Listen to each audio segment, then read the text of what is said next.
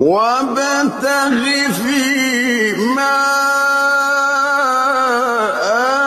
آتاك الله الدار الآخرة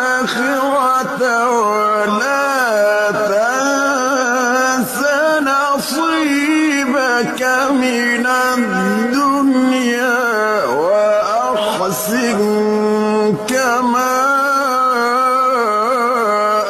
أحسن الله